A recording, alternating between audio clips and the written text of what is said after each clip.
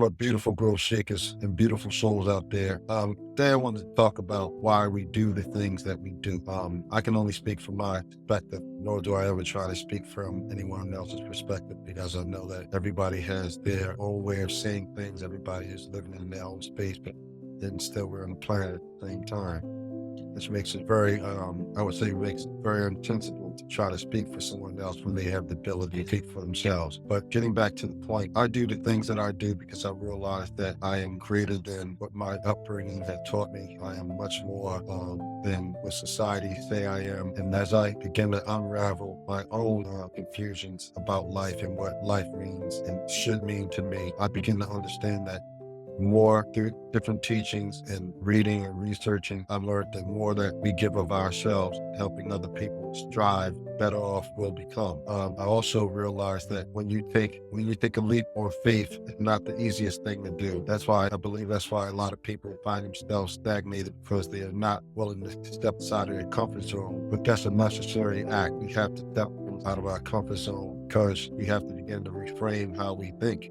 We've been taught and filled with a lot of garbage over our years. I'm 54 years old now, and just imagine having to unravel 54 years of clutter, misinformation, and downright lies about what this world is about, what we're about, and what is our purpose on the planet.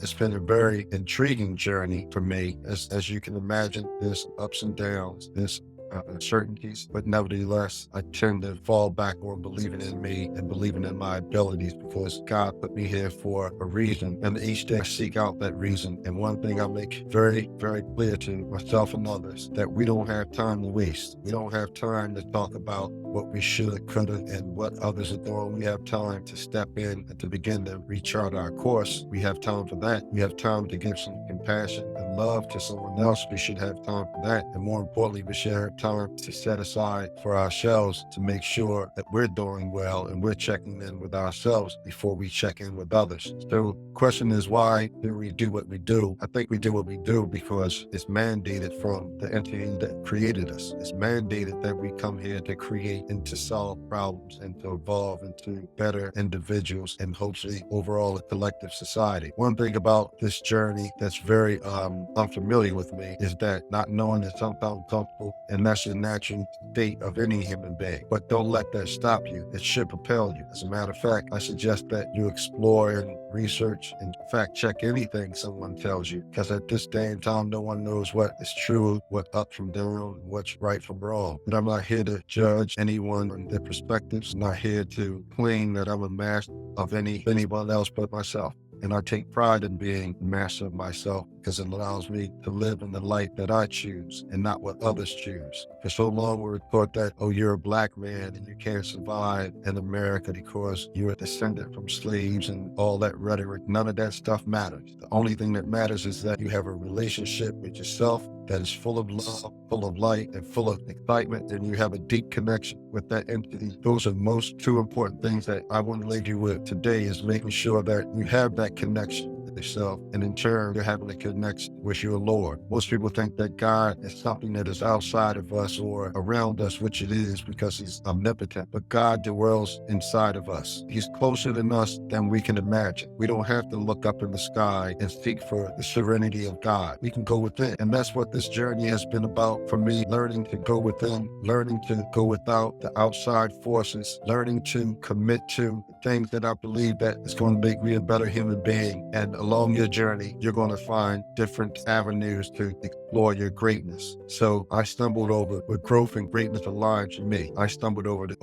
where obstacles no longer become personal setbacks, because I realized that nothing that we experience is a setback. Everything that we encounter is coming across our path for some reason or another, and sometimes we just need not try to find a reason. We just need to flow with it. Don't go against God's grain, because you'll find yourself really bumping your head against the wall trying to figure out why something's not working or why can I stop asking why? Start asking how. How can I do this? Who can help me get this done? Where can I get the answers that I need for my whys? It's important that we take the time out to also encourage others along the way. This experience in life is never solo. Although we're individuals, we're a collective whole that can make a huge impact when we're synergized and focused on the right things for the right purposes. Again, this has been a very interesting journey for me, and I accept it wholeheartedly because at the same time, while I'm going through my journey, I want to share some of the pitfalls and some of the highlights with others to encourage them to go ahead and step out on faith.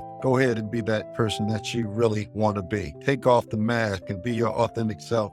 The world's looking for you, the true you, more than the masquerade that you try to put forth to appease society. Don't get it twisted, folks. Everybody down here trying to figure out how to make it, how to survive. But more importantly, we should be down here teaching each other how to thrive, how to build, how to grow, how to expand. That's what life is about. It's not about hoarding knowledge. It's not about taking advantage of the next person. It's not about being big man in the room or the big woman in the room. It's about being your genuine self and allowing your true essence to shine so that your light can be the guide for someone else who might be in the darkness. As Synchronized Souls continues to evolve, I want you to come along on this journey with me. We can share our steps that we take together. We can build a more wholesome and holistic society. We can create the space that allows all of us to feel proud about who we are and about the gifts that we have to offer. It's not only about taking or gaining anything. Sometimes it's just about being aware, being present, being open, not closing or blocking your blessings because you think that you know the answer to all the questions when in fact you're seeking out answers just like the next person. Allow the next person to be the light that can sometimes lead you out of dark. I heard it a long time ago somewhere that a true leader doesn't mind following. And I thought that was profound when I heard that because you can't always lead because you don't always know what direction that you need to be going. Sometimes you have to depend on other people to help you see things. And that's why it's important to stay open to feedback. You want to be cognitive or you want to be aware of who you're getting the feedback from because that also depends on if you take that information at heart or if you just hear it and throw it in the trash because some people don't really mean you any good. And you know those people when they come around. But for the most part, stay open to feedback.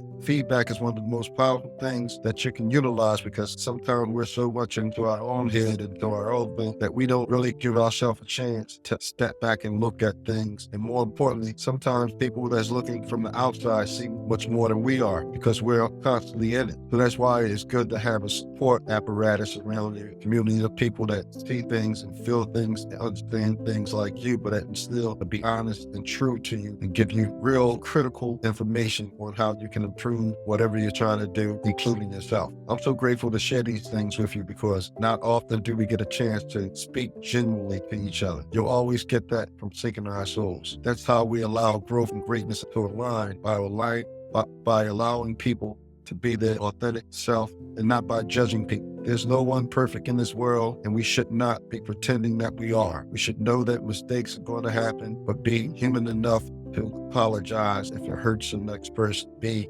passionate enough to take the time out to give a hand up to someone that may be in need. And always, and I mean always, take some time out for yourself so that you can listen to your inner voice, guide you and steer you in the direction and the core and on course for a life that's fulfilling, for a life that's purposeful, and for a life that's meaning. And again, as I close, I want to leave you with this. Life is love and love is life. And if you can't grasp that concept, just take a moment every day and remind yourself life is love and love is life. Life is love and love is life is a mantra that I say to myself every day, multiple times a day, because it allows me to stay balanced. It allows me to respect everything that I encounter. There's nothing on this planet that's unworthy of anything. Everything we see around us, even the trash, has value. So I want to encourage you to begin to look at yourself as an invaluable entity. I want you to start understanding that person that you see next to you or the person that you come across in your daily life are no different than you. I want you to begin to realize that when you see someone, you see yourself.